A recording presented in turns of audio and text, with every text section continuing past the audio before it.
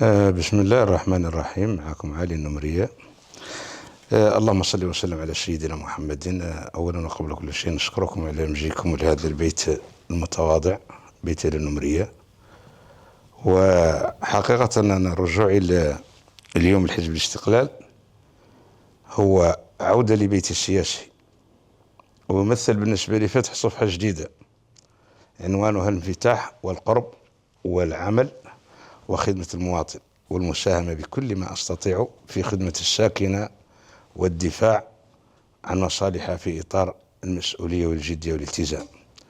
هذا الرجوع ما جاء هكاك، هذا الرجوع جاء صراحة عن لقاءات ماراثونية كانت جمعتني أنا والأخ محمد والحمد لله الرشيد هاي الأيام الفايتة، وكنا جمعنا على هذه الأمور كاملة تكلمنا عنها، وتكلمنا على اللي قد يعدى الإنسان خصوصا في مدينة العيون، اللي نحن هي مدينة عزيزة على المغاربة كاملة، ونحن أولادها، نحن أولاد العيون، وشي ما عدلنا في العيون عاد أنا ما نقدر نعدله في الثاني.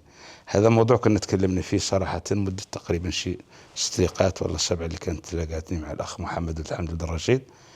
ونشكر بعد قاع من ذا المنبر صراحة على فتحوا الباب قدام الناس واللي هو إنسان صراحة أنا بالنسبة لي يظهر لي التواضع دياله. وكنا كملنا كلامنا اليوم.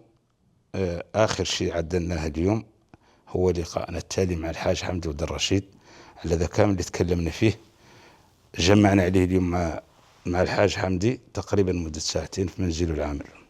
واللي لا نقول عني أنا بعد صراحة نبغي نخدم مع ذو المناضلين والمناضلات ديال حزب الاستقلال، ونفاتح على مكونات المجتمع، ونبغي نعزز التواصل مع الساكنة والاستماع لها، ونبغي من اللي صراحة حد كامل عنده مشكل وقديت نعدل له شيء أنا والله لا رانا إشارته لا في مجالس البلدية الحمد لله اللي مثلها الحاج حمدي، ولا على مجالس الإقليمية، ولا على الجهة، ولا الصعيد كامل.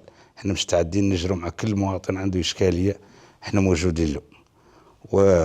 وأنا جيت لحزب الاستقلال بروح جديدة وبإرادة صادقة للعمل والعطاء وجعل خدمة المواطن والقرب منه في صلب كل مبادرات وكل خطوة.